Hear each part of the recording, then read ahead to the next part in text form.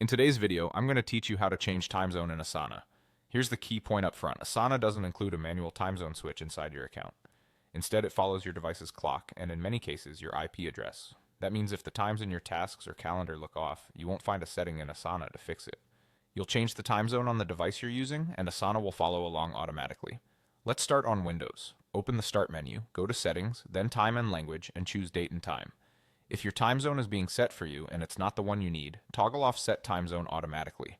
Once that's off, you can manually select the correct time zone from the dropdown. Pick the one that matches where you're working or the region you want Asana to reflect. After you choose it, your system clock will update and Asana will show times that match. On macOS, open System Settings, select General, then Date and Time. If you want your Mac to set the time zone based on where you are, make sure location services are enabled. If you prefer to control it yourself, manually select your closest city from the list to update the zone. Choosing a nearby major city is usually the easiest way to get the exact offset you need. On mobile, whether you're on iOS or Android, open your device's main settings, look for General or System, then Date and Time.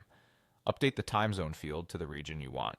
If you've been traveling or switching regions frequently, double check that automatic settings aren't pulling you back to the wrong zone. If you need Asana to reflect a specific region while you're physically elsewhere, using a VPN set to that region can sometimes override automatic detection. Keep in mind that this can affect other apps and services, so use it thoughtfully and follow any organizational policies you have in place. Once you've updated your device, head back to Asana. You should see task due times, calendars, and schedules display according to the time zone you selected. If the change doesn't appear right away, give it a moment and refresh the app or browser.